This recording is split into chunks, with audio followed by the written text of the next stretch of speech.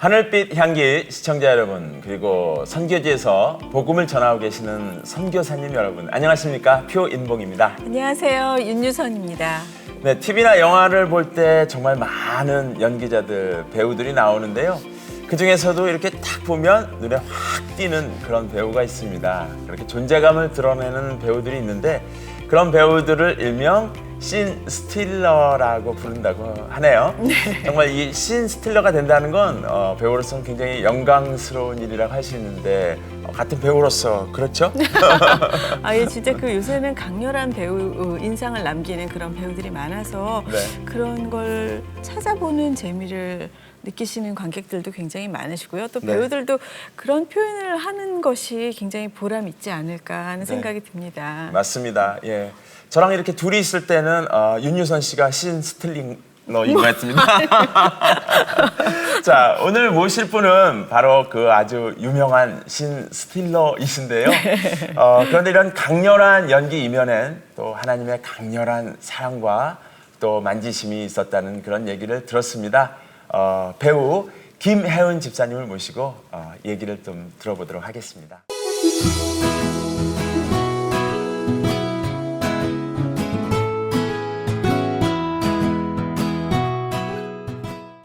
반갑습니다. 안녕하세요. 네, 정말 반갑습니다. 예. 안녕하세요.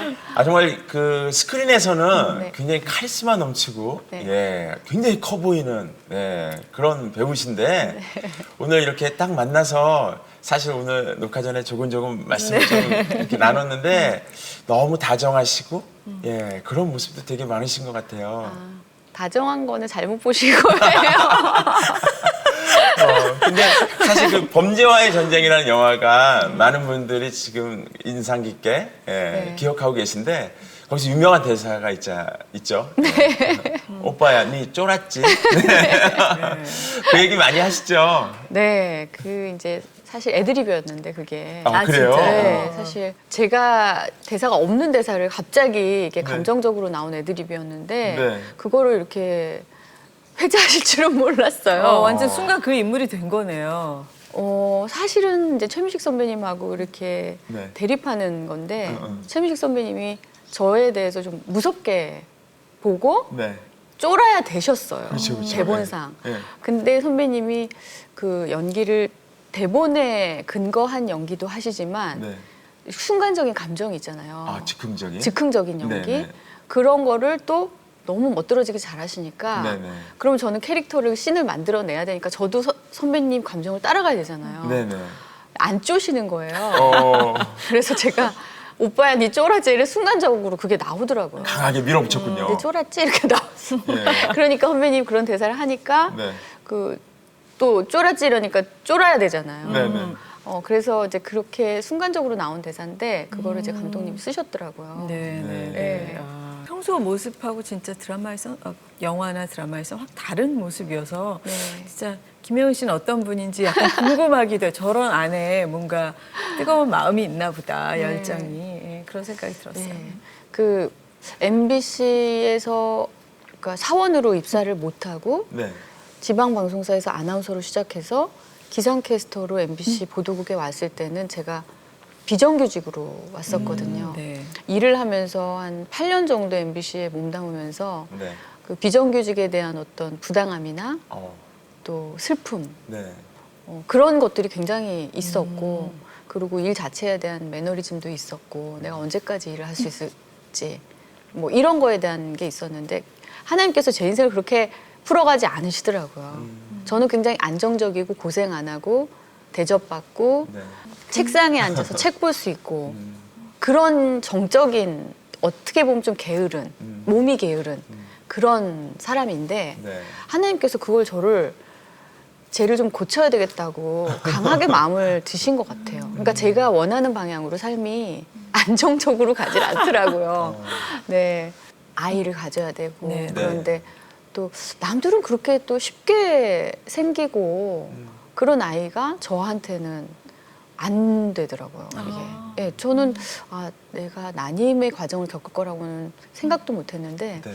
일을 또 하면서 열심히 또 하다 보니까 스트레스도 받게 되고 네. 또 애가 안 생기고 또 일은 너무 열심히 하고 싶은데 네. 애는 낳아야 되고 그러면서 뭐 인간적으로 할 수 있는 그 의료적인 행위 있잖아요. 네. 시험관, 뭐 인공수정, 시험관하기 이런 거 다 해왔어요. 네. 그리고 뭐 제주도의 용한 의사, 한의사, 뭐 경북 영천의 어디 용한 의사. 그러니까 전국에서 예. 불임, 아기 가질 수 있다는 한의사는 다 찾아다녔어요. 그런 고생을 했는데도 아기가 안 생기고.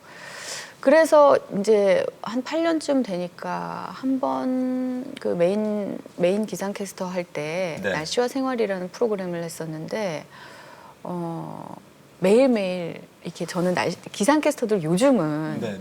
크로마키 이렇게 파란 판 앞에서 이렇게만 하면 되거든요. 그렇죠. 그렇죠. 그럼 뒤에가 자동으로 이렇게 화면이. 예, 예. 근데 저희 때는 남자 기상캐스터에서 여자 기상캐스터로 딱 넘어올 그 시기여서 네. 날씨에 대한 그 실험적인 도전들이 엄청나게 되는 시기였어요. 네네. 그래서 매일매일 뭐 북한산 등반도 해가지고 단풍이 지금은 여기까지 내려와 있습니다. 그래서 북한산에 올라가서 어머, 네네네. 그거 뭐 이게 등산화가 막 준비돼 있지도 않고 예. 데일리 아이템이니까요. 네. 9시에 늘 나가야 되잖아요. 네, 네. 장소도 계속 바뀌고. 바뀌고 네. 날씨에 따라서 그날 그쵸. 이게 바뀌어야 되니까 그게 저한테 너무 그 아이템이 스트레스였어요. 그래서 그걸 그렇군요. 4년을 했어요. 제가 4년. 네. 9시 뉴스에 딱 1분을 만들어내야 되는데 네. 뭐 어떨 때는 갑자기 피부과 의사 선생님 자외선 너무 이렇게 햇빛 쨍쨍할 때는 피부과 의사 선생님 막 그 또 섭외를 해서. 섭외를 해서 네. 선생님 바쁘시지만 정말 오늘 하루만 인터뷰해 주십시오. 막 이런 그 과정들을 기상캐스터가 했어야 됐었어요. 어머머. 그때. 야, 4년이면 네. 엄청나게. 그러니까 그 4년 동안 한 번 임신이 그냥 됐다가 뭐 몇 주 만에 이렇게 하혈하고 그 과정이 2번이 있었고 근데 또 비정규직이니까 회사에 얼마큼 쉬겠습니다. 말도 당당히 못하는 거예요. 잘릴까 봐. 네, 네. 제가 불이익을 당할까 봐. 그래서 그걸 이제 8년을 하고 나니까 되게 더덥더라고요. 되게 더덥고 하나님께서 더 이상 네가 이렇게 병까지 왔는데 뭐 스트레스 난청도 오고 안 들리는 거예요. 한쪽 귀가. 그래서 이제 급하게 그날 뉴스 데스크를 못하고 점심시간에 병원에 갔다 왔는데 안 된다. 지금 이 상태에서는 더 일하면. 안 되고 스테로이드 치료를 급하게 해서 네. 치료하지 않고 입원하지 않으면 청력을 청력을 잃게 잃는다. 된다. 예. 어머. 그 진단을 그날 받은 거예요. 네네. 네네. 그날 진단을 받고 그 기상캐스터 그만두는 일도 하루 만에 그렇게 진행이 됐어요. 그날 오후에 이제 서울대병원에 입원해서 그러고서 MBC를 못 간 거예요. 네. 네, 그러니까 한 달 정도 계속 이제 쉬면서 입원 치료를 하고 그때 제가 이제 생각했어요. 하나님께서 삶의 우선순위가 너는 뭐라고 생각하고 이때까지 살았냐를 물어보시는 것 같았어요. 네. 그리고 이렇게 네가 열심히 살아서 너한테 얻어지는 영광이 과연 뭐겠냐. 그러면서 제 지난 8년의 이제 시간들이 막 돌이켜지는 거예요. 아픈 중에.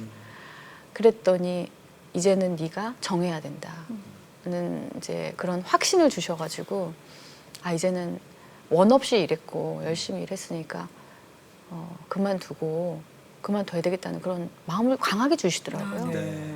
그래서 병원에서 MBC 쪽에다가 이제 말씀을 드렸고 나가기는 힘들 것 같다고 그랬더니 회사 너처럼 그만둔 애 처음 봤다고. 좀 놀라셨겠네요. 그게 어떤 예, 자리인데. 예. 그리고 한 6개월 정도 그 귀를 낫게 하기 위해서 네. 여러 가지 치료를 했거든요.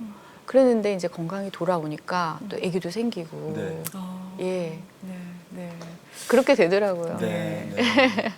진짜 이 생각보다 그 기상캐스터 일이 또 그렇게 여러 가지 스트레스가 있는 줄을 몰랐습니다. 저도 모르고 그냥 예쁜 일이긴 예, 시작했는데 네, 그 지금 네. 보면요. 네. 저는 제 인생을 생각해 보면 하나님께서 좀 많이 굴리시는 것 같아요. 많이 굴리시고 은혜도 많이 주시고 인생에 대해서 다방면으로 보게 하시고 네. 그런 것 같아요. 혹시 그 시절에 지금 많이 굴리신다는 얘기를 하셨는데 하나님께 왜 그러냐고 안 여쭤보셨어요? 늘 그거는 제가 네. 지금도 생각하는 거 하나님 제가 어쩌기를 바라세요? 네. 늘 그거는 지금도 하는 질문이에요. 그때는 이제 몸이 아팠으니까 어쩔 수 없이 그만둘 수밖에 없는 지경까지 가게 하신 거잖아요. 네. 근데 그 전에도 제가 하나님께 좀 시선이 더 중심이 포커스가 더 맞춰져 있었다면 제가 몸을 그렇게 혹사를 하고 기계를 돌리듯이 그리고 내가 꼭 뭐를 위해서 이뤄내야 되겠다. 이런 나의 자존심. 네. 그게 자아잖아요. 맞아요. 근데 그 자아를 내 자존심이 이렇게 좀 손상되는 거는 저 스스로 허락이 안 되는 제 강한 자아 때문에 그렇게 몸까지 혹사하면서 끈질기게 이어갔는데 네. 귀까지 안 들리는 상황에서 이제 그런 상황이 돼야 제가 선택을 하고 하나님께로 눈을 돌리는 이런 저를 또 보게 하시더라고요. 네, 맞아요. 네. 그런 어떤 계기가 있지 않으면 네. 예, 이렇게 방향을 바꾸기가 네. 어렵더라고요, 그죠? 네, 네. 예. 네, 예. 지금 이렇게 말씀하시는데 궁금해졌어요. 신앙생활을 언제부터 하셨어요? 저는 그 사실 집안이 다 이제 기독교였어요. 그렇군요. 할아버지께서도 이제 목사님이셨고, 정말요? 예. 네. 이제 그래서 그런 중에 늘 이제 뿌리 깊게 이제 교회를 떠날 수 없는 집안에서 컸는데요. 지금 생각하면은 감사하기도 하고 또 정말 예수님과 십자가를 영접하기 전까지는 제가 정말 바리새인 같이 교육을 껍데기만 교육을 받았더라고요. 그러니까 지식적인 성경 지식 그리고 어떻게 살아야 된다는 어떤 세뇌. 모태 신앙들이 많이, 예, 많이 경험하시는 겪는 갈등이죠. 한계예요, 그게. 예. 이 십자가를 이제 바라보게 되고 예수님을 알게 됐을 때 내가 바리새인이구나, 이었구나 라는 게 굉장히 강하게 오면서 신앙생활 헛했구나. 언제 그렇게 하나님을 더 깊이 만나셨어요? 저는 이제 한 3차례 정도 강하게 하나님을 만났는데 중학교 2학년 때 이제 청소년 수련회 가서 교회 수련회 가서 이제 하나님을 영접하고 방언을 받고 제가 할 수 없는 그 너무너무 싫은 친구가 있었거든요. 근데 그 친구가 그냥 너무 싫었어요. 네. 어떤 게 싫었냐면 저도 바리새인인데 네. 걔는 더 바리새인 같은 거예요. 예, 예. 그러니까 거기서 거긴데 제 그런 거 어린 있죠. 나이에는 네. 또 그 비판 의식을 가지고 그게 이제 교만이죠. 사실 영적인 교만을 그때부터 배운 것 같아요. 교회에서 늘 성경은 배우는데 나는 죄된 나는 그 말씀을 따라가지 못하면서 다른 사람은 어떻게 하는지가 보이는 거예요. 네. 그 참 말씀이 저가 이게 제가 비워지는 그게 참 어려운 것 같아요. 어릴 그렇죠. 때부터. 예, 예. 근데 그거를 중2 때 정말 싫었던 친구가 너무 울면서 제가 회개 기도를 전체 아이들이 기도를 하고 제가 너무너무 눈물이 나는 거예요. 네. 그래서 그 친구한테 가서 제가 이게 허그를 하면서 너무너무 많이 울었어요. 네. 그 친구도 그러면서 터지고 그래서 1시간을 막 진짜 둘이서 대성통곡을 하고 그러고 나서 학교에 와서 그때부터 막 친구들한테 이제 전도를 하기 시작하고 네. 예수님에 미쳐서 한 2년? 중3, 중2 때 그렇게 여름 수련회 갔고 중3 때까지 그렇게 살다가 네. 고등학교 때 이제 입시에 이렇게 되면서 교회에서 보낼 시간 그리고 또 학교에서 보낼 시간이 나뉘게 되잖아요. 네.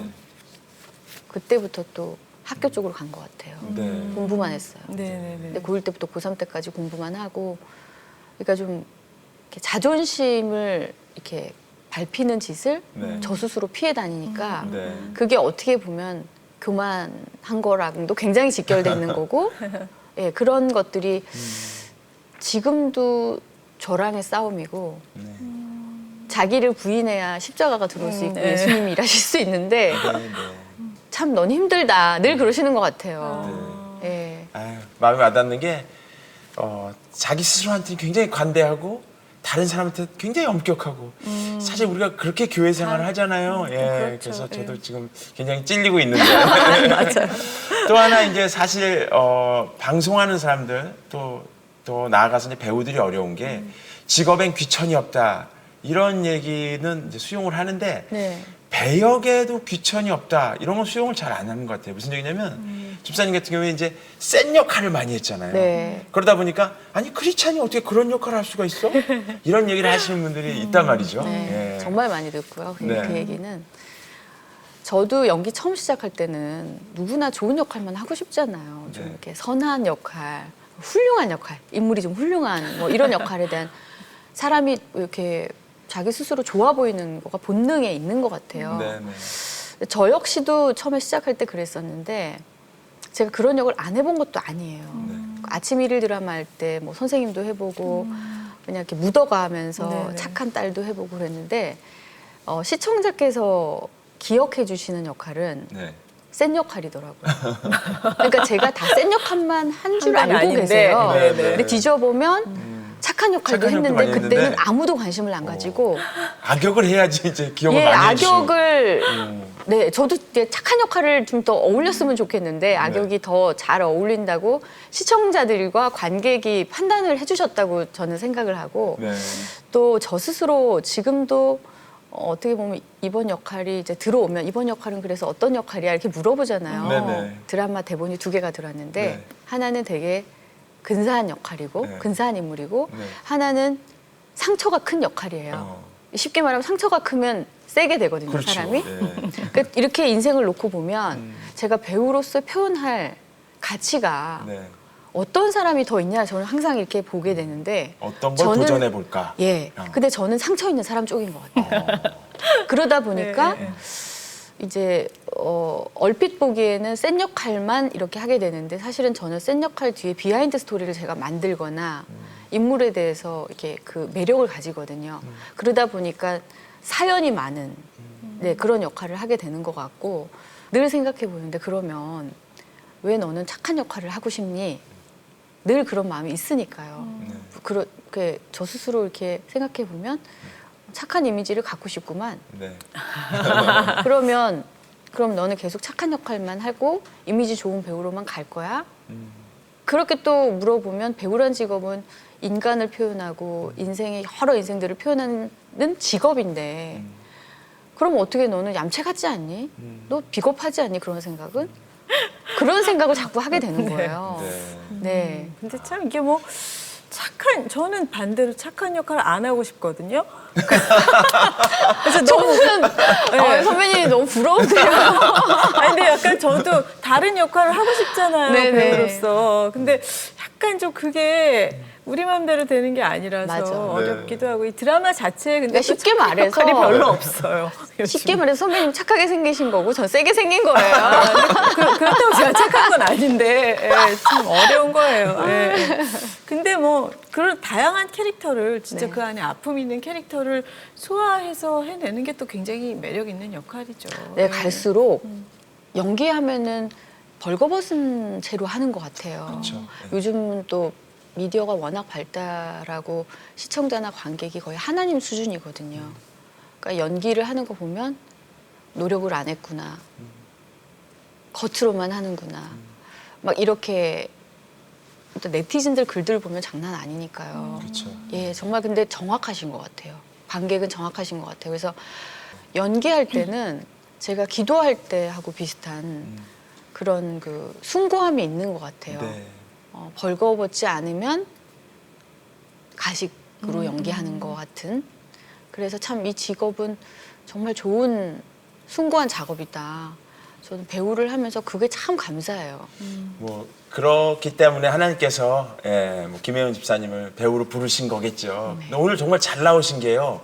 센 언니가 오늘 여기 이 자리에서 지금도 세지 않아요?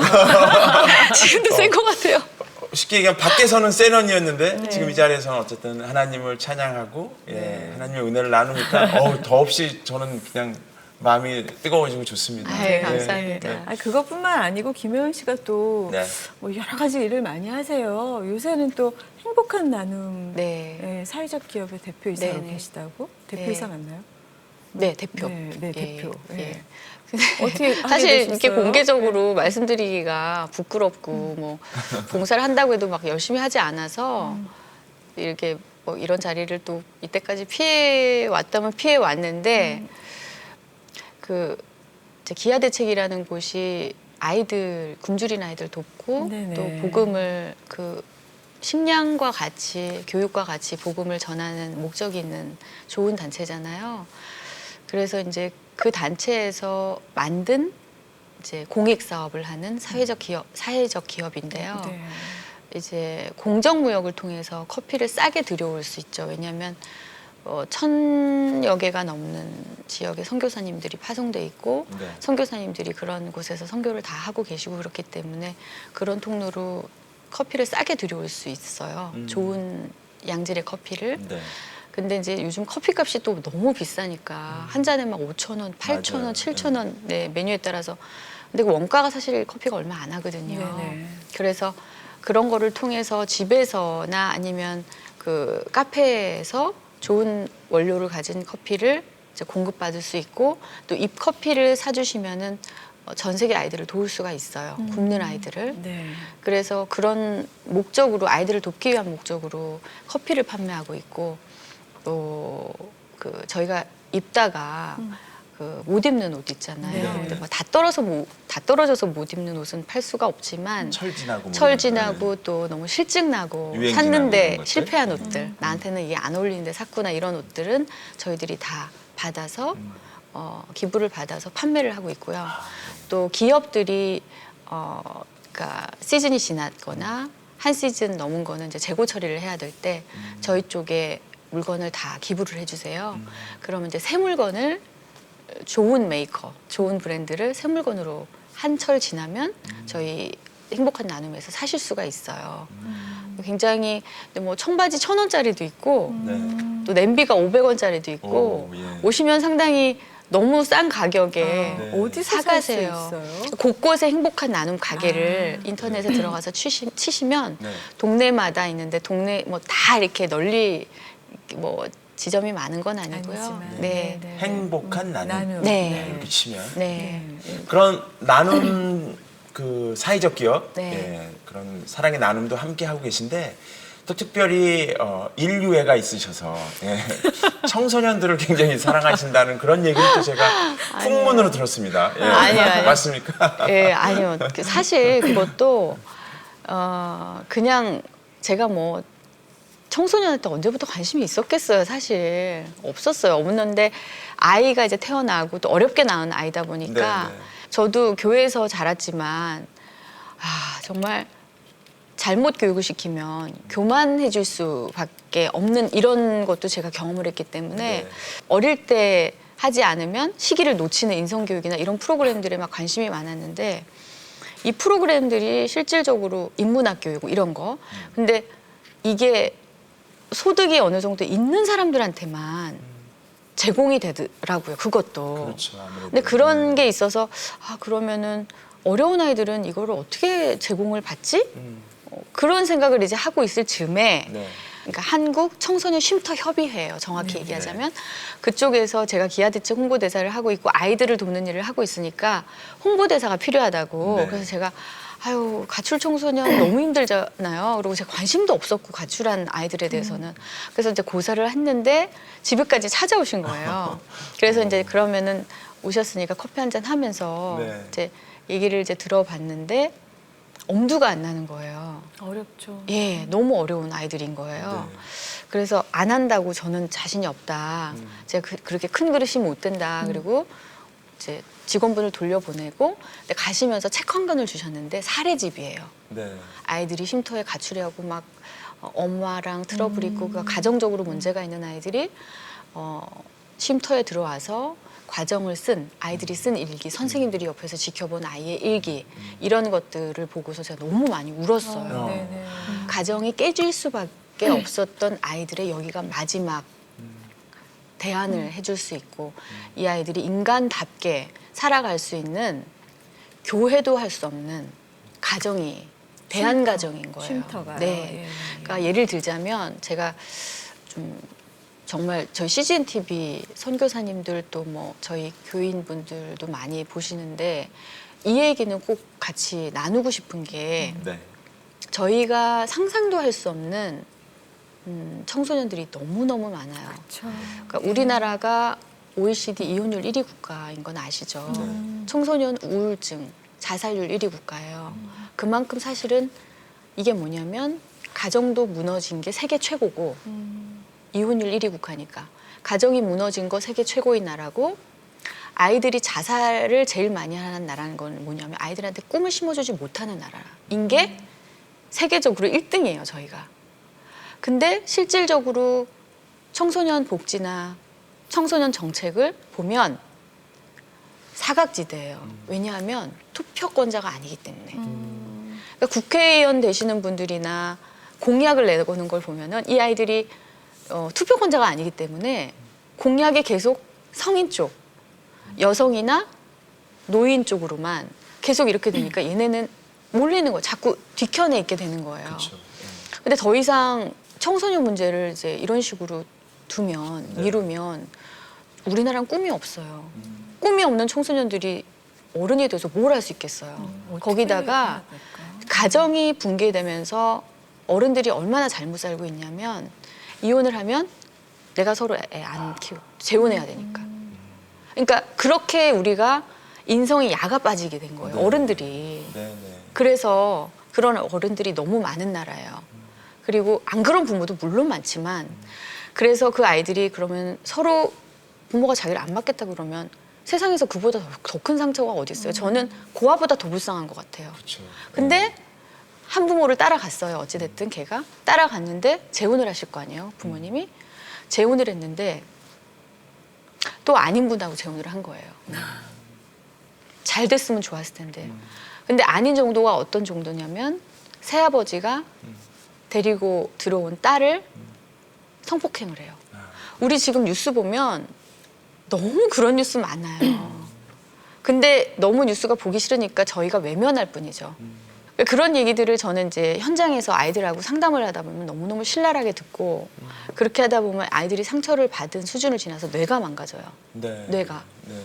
자기 스스로 이게 뇌가 충격을 받으니까 이제 기능을 상실해요. 그렇죠. 상처 때문에. 네, 네. 근데 그런 아이들이 지금 저희 1년의 거리 청소년들 집에서는 나는 못 살겠고 저보고 집에 가지 말라고 좀 해주세요. 저를 좀 케어해 주세요 하는 아이들이 1년에 25만 명 정도 돼요. 아, 그렇게나 많습니다. 네. 아니, 근데 그 아이들을 어떻게 사실 진짜 부모를 먼저 교육시켜야 될 것 같기도 한데. 부모는 교육이 안 되더라고요. 그러니까요. 근데 이 부모는 아이들을 교육이 어떻게 이미 늦었고요. 네. 도와야 될까요? 이 부모들한테는 이 아이들을 격리시켜야 돼요. 네, 네. 그래서 이제 시작한 게 아이들하고 상담이에요. 근데 이제 가기 전에 심정적으로 너무 힘들어요. 왜냐하면 친아버지가 강간을 한 이런 얘기를 들으면 저도 심정적으로 정말 힘들거든요. 힘들죠. 그 마음을 이제 굳게 먹고 기도를 하고 이렇게 힘든 마음으로 가는데 네. 이 아이들한테서 제가 본 것은 상처는 상처가 아주 그냥 켜켜이 가슴 밑바닥에 있는데 일상은 밝고 어른의 그 어떻게 욕심 그득한 그런 눈이 아니라 여전히 아이의 눈은 아이의 눈인 거예요. 그래서 제가 그 아이들을 만나면서 가능성을 봤고요. 이 아이들이 꿈이 있다는 거. 그러니까 꿈이 없다는 게 이 아이들한테는 그냥 절망인데 뭐 그림을 그리고 싶다. 네. 근데 이 아이들이 그림이 좋아요. 상처가 많은 사람은 그림이 좋고 표현하고 싶은 게 많잖아요. 그러니까 이 아이들한테 이 아이들을 잘 한 뭐 몇 년만 케어를 해주면 정말로 훌륭하고 강한 색채를 갖고 있는 화가도 나올 수 있겠고 그리고 또 배우 되고 싶어하는 애들도 굉장히 많아요. 요즘 아이들이 연예인이 꿈이 많은데 네. 배우 되고 싶어하는 아이들도 많은데 저는 그 아이들이 배우가 된다면 정말 좋은 연기를 할 수 있을 거라고 생각해요. 네. 네. 진짜 영화적인 연기를 강렬한 연기를 할 수 있는 그래서 자기 자신을 승화시킬 수 있는 네. 배우들이 많이 나오지 않을까 네. 그런 생각을 하게 돼서 네. 제가 오히려 치유를 받고요. 네. 아이들로 네. 인해서. 네. 사실 오늘 이렇게 여러 얘기를 들어보니까 정말 그 삶의 현장이 치열하고 또 더 치열한 곳은 어떻게 보면 촬영의 현장일 수 있겠다 그런 생각이 들고요.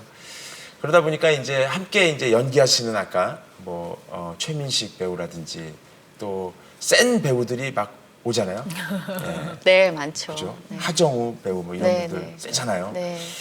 어떻습니까? 오늘 녹화 시작하기 전에도 저희들이 기도하고 이 프로그램을 이제 시작을 하는데 현장에 가서도 기도 세게 하시고 시작하시나요? 세게 하지 않으면 살아남지 못하는 현장이에요. 아, 그래요? 네. 정말 그래요. 네. 그냥 그 배우들, 저도 이제 관객의 입장에서 그 배우들을 보면 네. 어마어마해요. 네. 그리고 너무나들 다들 뭐 연기도 잘하고 네. 멘탈도 강한 배우들이기 때문에 네. 뭐 제가 또 센 역할을 해야 되는 여배우기 때문에 네. 옷 하면은 이제 씬이 안 되는 거예요. 한 씬을 찍는데도 에너지가 되게 센 배우들이라서. 네, 네.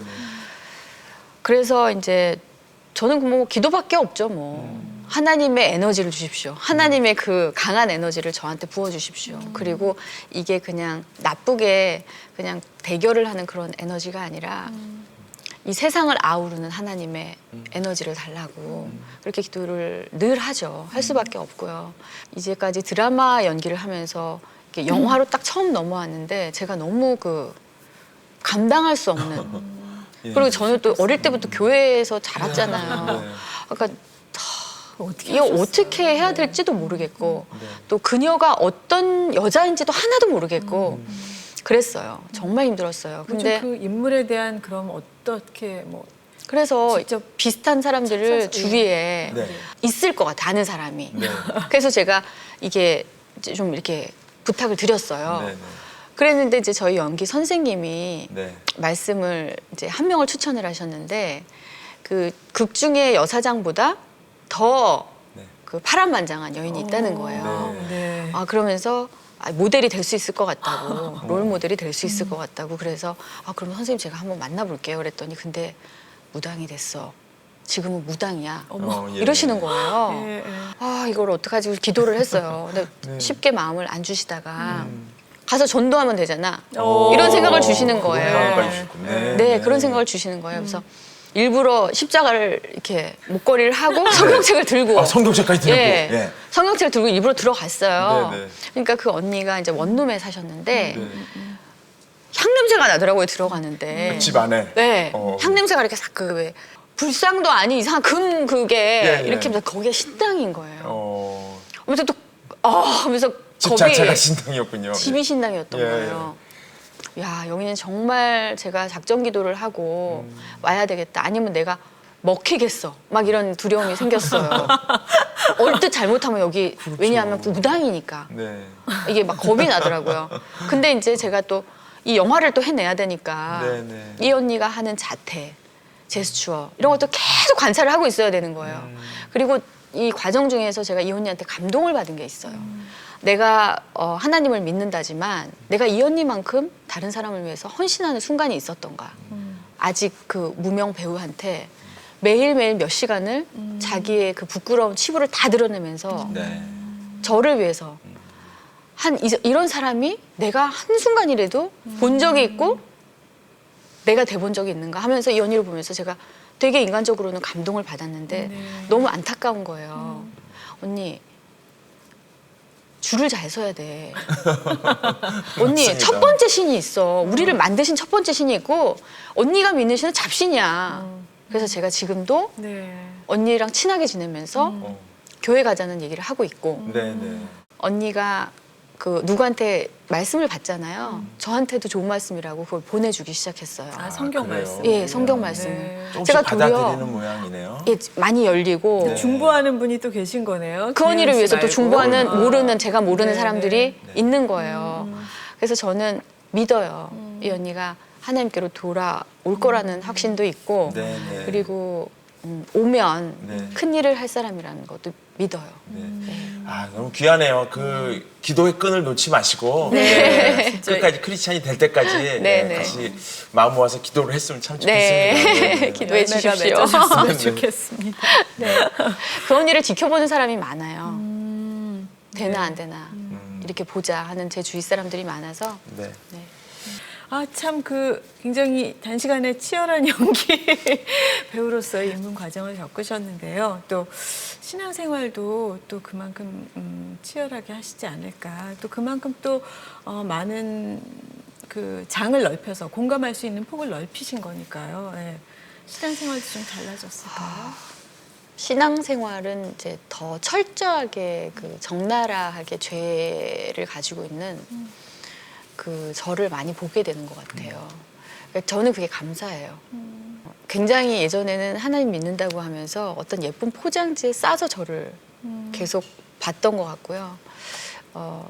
이게 제 스스로의 이제 조명을 객관적으로 계속 하게 되는 것 같아요.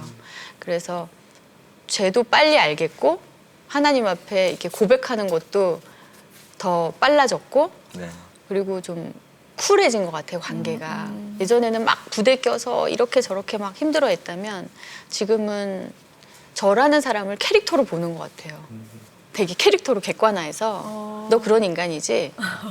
빨리 무릎 꿇어. 그리고 그런 위로가 있어요. 제가 빨리 죄를 고백했을 때 하나님께서 위로를 더 저한테 부어주시고 네네네. 그리고 너무 인자하시기 때문에 괜찮아, 해결됐어. 그런 그 하나님도 예전에 느껴보지 못했던 그런 하나님의 성품도 제가 더 느낄 수 있어서 되게 감사하고요.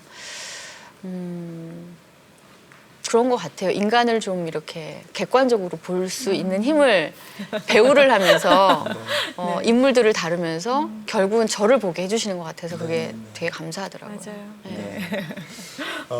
정말 마지막으로 기도 제목 있으면 좀 나눠주세요. 네. 저는 늘 두려움이 뭐냐면 제가 중심을 잃을까 봐 두려워요. 이렇게 역할에 휩쓸려 다니고 또 유명해지려고 배우를 한 건 아닌데 저희 그 선배님 잘 아시겠지만 현장이 이 개런티하고 사람 몸값하고 이게 직결돼 있으면서 굉장히 자존심 상하는 일이 많이 생기는데요. 제가 하나님 앞에 늘 그 또 꺾고 하는 게 뭐냐, 자존심이 어릴 때부터. 근데 그 자존심을 꺾고 이렇게 대우받고 이러는 거에 대해서 지금도 어려울 때가 되게 많거든요. 그래서 늘 저 스스로 이렇게 자아를 깨고 또 저가 없어지는 그 경험을 하면서 현장에서 사람들을 더 이해하면서 일을 할 수 있기를, 그리고 또 현장에서 하나님만이 일할 수 있도록 제 자아가 더 부서지기를, 그게 제 평생의 기도 제목이에요. 네, 제 자아가 십자가가 들어오고 예수님이 들어오시게끔 이렇게 늘 이렇게 비워져 있었으면 좋겠어요. 네. 더 많은 역할을 하나님께서 집사님께 맡기시지 않을까 그런 생각이 듭니다. 아이, 감사합니다. 네, 오늘 함께 해주셔서 감사합니다. 네, 감사합니다. 고맙습니다. 예수님께서는 이 땅에 오셔서 정말 다양한 삶, 많은 사람들의 그 이야기를 이렇게 다양하게 위로하시고 들여다보셨다고 생각을 합니다. 배우들도 사실 많은 사람의 삶을 대신 살아줄 수는 없지만 그런 역할로서 많은 사람들을 위로하고 그 사람들에게 다가가는 게 아닌가, 그런 새로운 시각을 오늘 배우는 그런 의미 있는 시간이었던 것 같습니다. 알았습니다. 진짜 어떤 인물을 분석하면서 더 많은 공감을 갖게 되는 건 사실인데요. 정말 오늘 김혜원 씨하고 얘기 나누면서 세상과 하나님 안에서 어떻게 살아가야 하는 그런 고민을 다시 한번 해보는 그런 시간이었습니다. 네. 앞으로 더 좋은 연기 기대하고요. 네, 오늘은 여기까지입니다. 함께해 주신 여러분 감사합니다. 다음 시간에 뵙겠습니다. 고맙습니다.